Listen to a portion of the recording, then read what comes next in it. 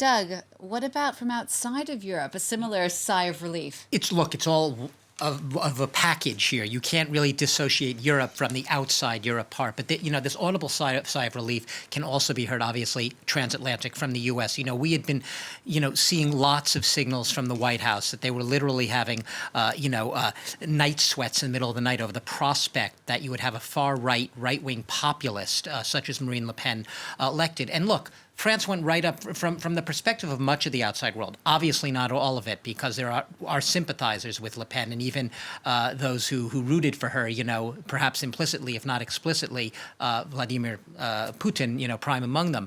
But there was this real sense looking on that France drove up to the cliff edge and just narrowly missed falling off.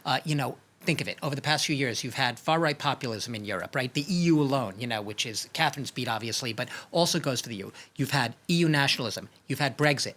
You've had Donald Trump. You've had the immigration crisis. On top of it, you have the war in Ukraine. All of these weren't just challenges to Europe. They gave really a new lease on life to a lot of the populists who had been rising. And this really, it's not that it pulls the plug on them entirely. They're still out there. They are still very much, looming as a potential electoral threat in a lot of countries. But the fact of the matter is, that audible sigh of relief is also a sigh of relief that at least perhaps France just bought 5 more years. At the very least, what we know is that Emmanuel Macron is a head of state who has been on record as saying that he believes in maintaining open dialogue with leaders, even those that he might viscerally disagree with, have great differences with. He did it with Trump in the United States. Joe Biden and Emmanuel Macron, there's a lot of smiling and handshaking. They don't see eye to eye on a lot of things. And Emmanuel Macron, has sometimes rubbed the U.S. the wrong way with his talk of more European sovereignty, drawing away, if not from NATO, at least giving a European defense a little bit more influence. That sometimes rubbed some in Washington the wrong way.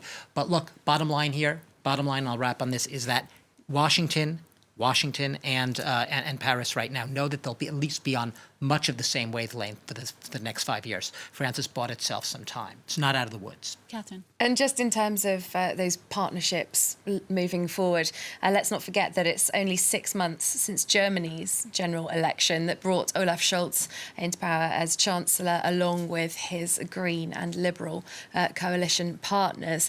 So both Germany and France now have these pro-European governments, these pro-European leaders in place for the next few years at least. And important to point out as well that the first phone call that Emmanuel Macron got from a foreign leader was from Olaf Scholz, the Chancellor of Germany. And this Franco-German couple seems to be, being given a new little boost with Emmanuel Macron's re-election. So, of course, not just reaction from outside France.